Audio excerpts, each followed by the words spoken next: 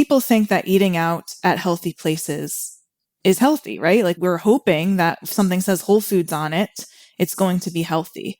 And unfortunately, that's not the case because they have to mass produce things. If you want to live like you matter, ditch the pills, look great, and feel freaking amazing, you're in the right place. I'm Dr. Wendy Trudeau. I'm Dr. Ed Levitan. Welcome to the 5 Journeys podcast, where we empower you to live a vibrant and healthy life by optimizing your structural, chemical, emotional, social, and spiritual lives. Hang on to your hats.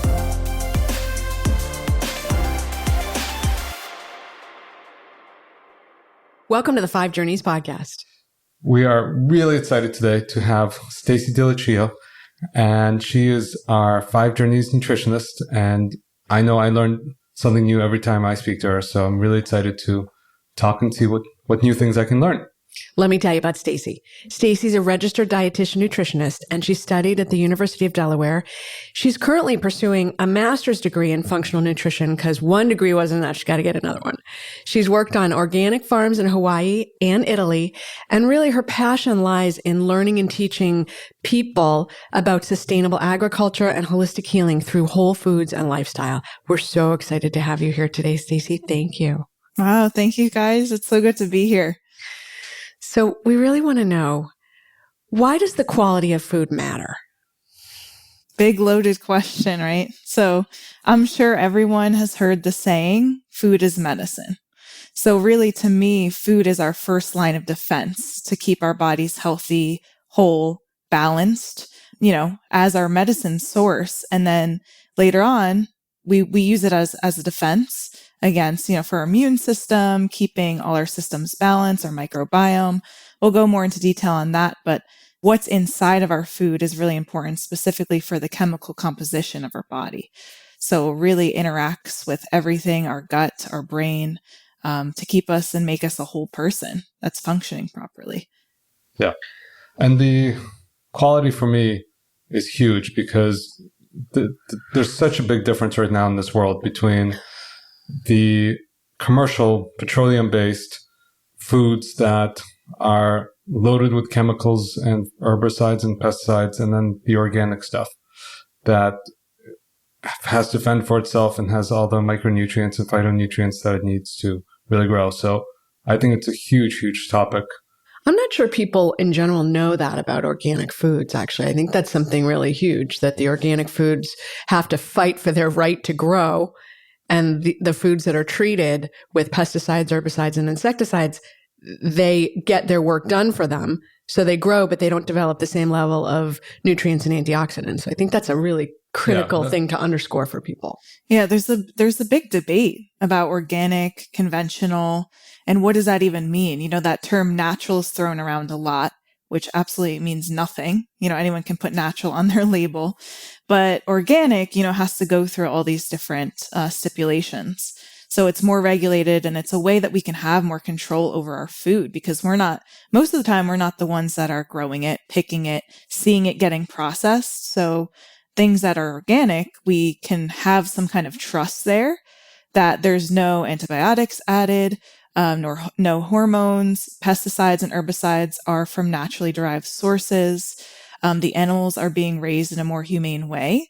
There's no artificial colors, flavors, and things like that. So it is a good rule of thumb when you're looking for produce and meat and dairy products and all of that to try to go for organic with that USDA symbol on it to make sure that it's trusted and to some extent.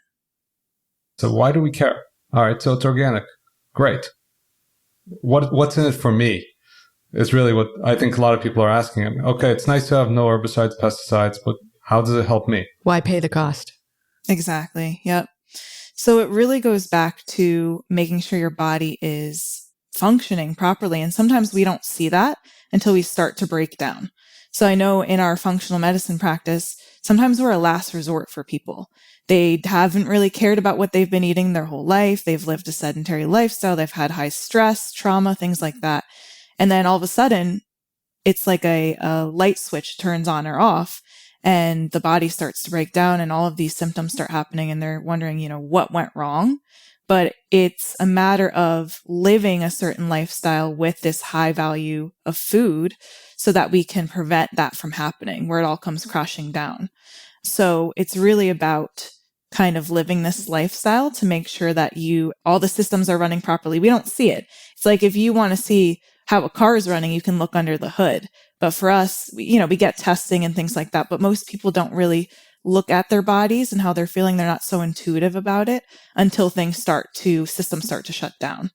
So it's really important to know where your food is coming from, because you're putting it directly into your body and it's affecting all of those mechanisms going on.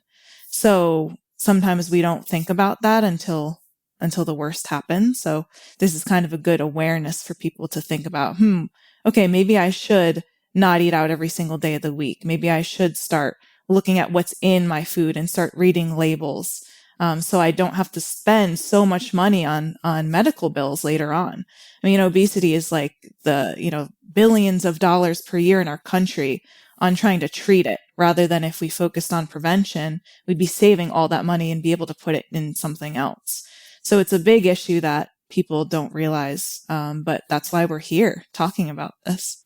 The other thing that I would jump off of on top of what it does in your body is the absence of the herbicides, insecticides, and pesticides on the earth is profound, because what happens to the soil and the animals that are exposed to the downstream effects of these, I'll just say pesticides as a big grouping of herbicides, insecticides, and pesticides all together, because it causes frogs to convert from male to female, and it changes the reproductive systems of other animals, and it damages the soil long term. So not only, I would say, sometimes I might not do it for myself, but I might do it for the earth, because it's so harmful to the earth to put these things on it.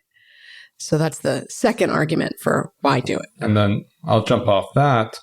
And if your microbiome, so the bacteria in our gut, which we know have profound health implications long term, and we know that that's something that's coming up every day where the scientists are discovering new ways.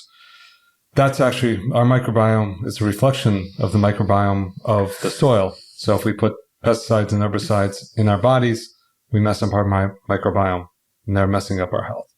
Yeah, I love talking about gut health. It's like, I pretty much talk about it in every single session that I have with somebody, because I think awareness is happening more with it, because everyone knows what that means now, but they don't necessarily know how important it is. So I remember first hearing about the Human Microbiome Project, and while researching the soil microbiome, it came up that there's now an Earth Microbiome Project, because they're realizing that the microbiome of the soil is really affecting the whole environment and the ecosystem, and we're getting that as well. So it's really affecting human health.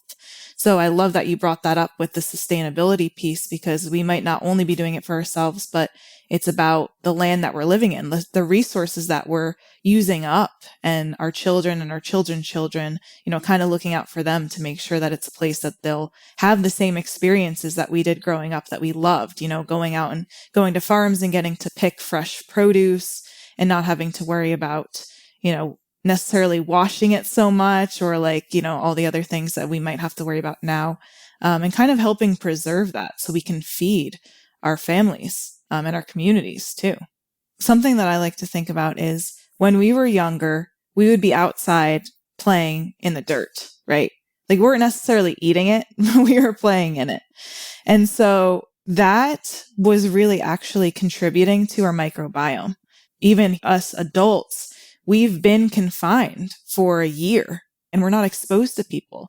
When you shake somebody's hand, when you talk to them, you're kind of exchanging bacteria in a good way, right? Like, you're keeping your microbiome healthy. So when we don't do that, we're wearing masks. We have to, right? But we're kind of missing out on a lot of things that would help keep our microbiome healthy. So it's really important to be connected to going outside, getting your hands dirty, touching trees, leaves, things like that. It's also grounding. So for spiritual health as well, it's important, especially, again, since we've been so confined to our spaces, our inside boxes. It's important now more than ever, and for mental health too, to be able to have that relaxation, because a lot of us are just stressed all the time, and our bodies don't know the difference between being chased by a tiger in the jungle or being stressed at our desk because something's going on at work. So we're always in that fight or flight response. And when we're able to pull ourselves out of it and be outside for a little bit, that's why I love going on a walk on lunch break. It totally changes our mentality to be refreshed and renewed so we can live a lower stress life. So a little bit of background on the microbiome. It's 75% of our immunity, our immune system. So it's important now more than ever because we need that to keep us healthy, keep us safe. So when it's compromised, we're immunocompromised. That's where a lot of people are getting autoimmune conditions now. So that's number one. Secondly, I'm sure a lot of our listeners have heard of the gut-brain axis, or the gut being the second brain. That's because it's its own separate nervous system, and it produces 95% of our serotonin. 95, that's almost 100%. So that's our happiness hormone that helps us sleep, it helps us digest, it helps our hunger cues. And so a lot of things that we're seeing in mental health now could be directly linked with the gut. So it's really important to make sure that our gut is healthy, and the soil is a huge piece of that.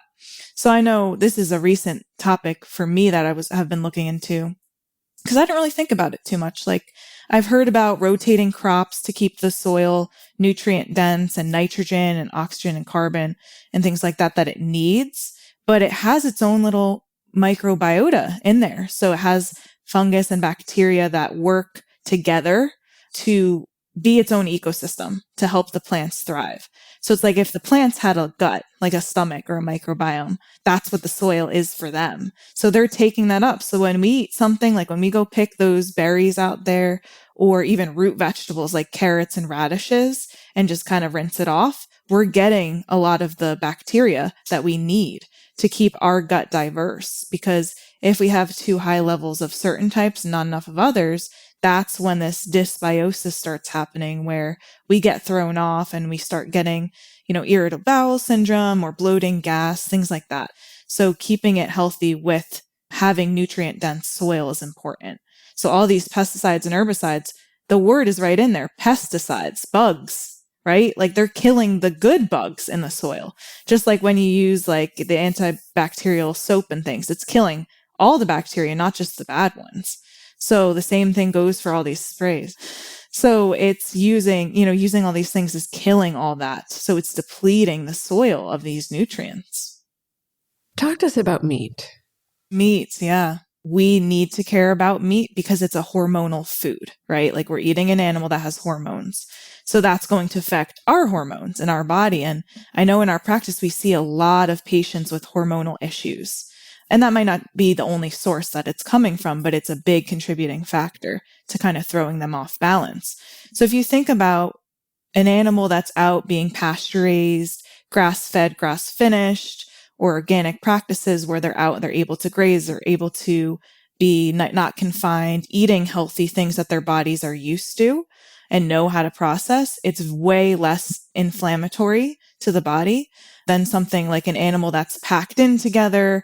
They're constantly stressed because they don't know what's happening. They're eating grains like corn and even wheat and soy where their stomachs can't process it. It's causing a ton of inflammation in their bodies. People get they want to eat steak all the time because it tastes good and all of that. And it feels good to have a nice steak. But we have to really figure out like, where is this coming from and what is it going to be doing to my body? So I know we talk about looking for those keywords: grass-fed, grass-finished, pasture-raised, and then the USDA organic symbol. And then, local is great too, because you can talk to the farmer. So you can like go there, you can see the animals if you want to. I know that might be triggering for some people, but you can go and see the practices. You can see them getting fed, you can see them getting taken care of, and you can ask the farmer. So that's why I love farmers markets, because the people that work there are there. So you can say, hey, like I care about my food, so tell me how the animals are raised. I know in our area we have one that some of our patients use called Walden Local. And so they usually have pretty good practices as well. And they do a lot of transparency, like Q&As for people.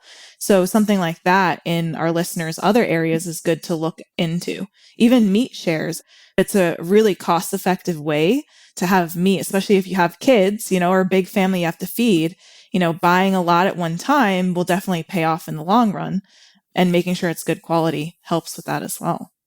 Yeah, I'd also love to put a plug in for the local farmers who are not quite as big as Walden. We actually bought a whole cow whom we named Bessie. I don't know why. Bessie just seemed all right. We bought a whole cow from a local farmer who's about an hour away from us. And I always felt like we were doing sort of this drug deal. We'd meet in the parking lot of a bank or a closed store, and we'd transfer all this meat from his trunk to my trunk. I mean, we couldn't even get it all at once because it was so much meat. I think it was 3 separate trips, but he's not USDA organic certified, but it is organic. And so I'd also put a plug in for the local guys who might not have the size of the organization to be able to get the certification, but who are also right next door doing organic work. And I mean, I've never tasted something so flavorful from Bessie. Thank you, Bessie. So yeah, the other point that we want to make sure to get is what you were talking about, the stress. So when animals eat a lot of omega-6s, which is grains, that's a very inflammatory process. Naturally, animals graze, or cows graze, different animals do different things, but cows graze. And they're getting a lot of greens and antioxidants and omega-3s. And that's against inflammation. That's anti-inflammatory.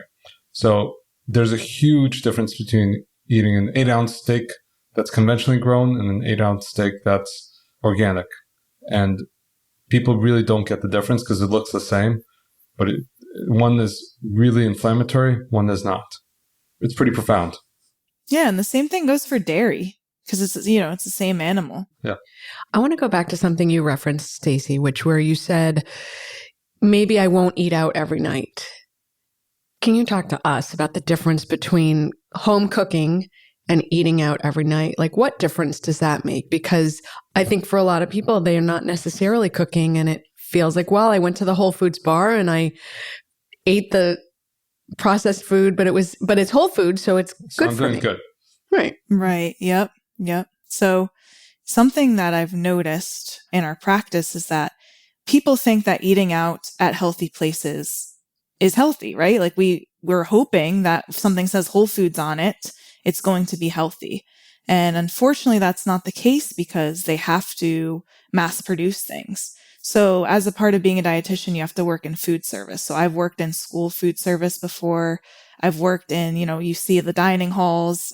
I just remember being in college and we had to have a meal plan and I would feel so sick, but it was like salad and, tofu. And it was like, stuff that I wouldn't normally get sick off of. Like maybe if I had dairy, I knew I'd feel kind of off.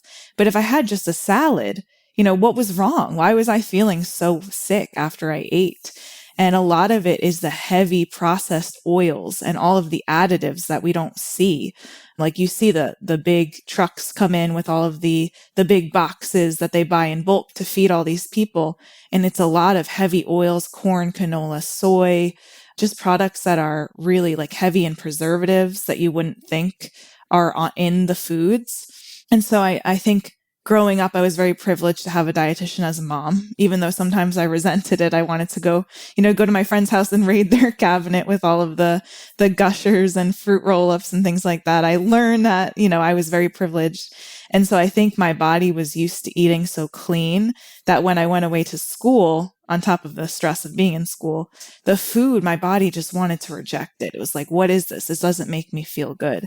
And so the same thing goes for eating out. Even if you can physically see what's in it and you think it's good, there might be a lot of other oils and preservatives and things in there that your body doesn't really want. It's not going to help it. It wants to fight them off. So I always talk to patients about, taking enzymes when they go out to help break down the foods that they're not used to. And they notice a world of difference. So that's a really good question to talk about. Yeah.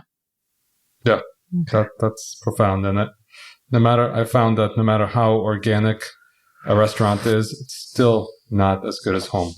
There's just something about cooking at home that... He's got to say that because he's married to his co-podcaster. He knows where his bread is baked. I have a question for you, Stacie, because I get this a lot from my patients.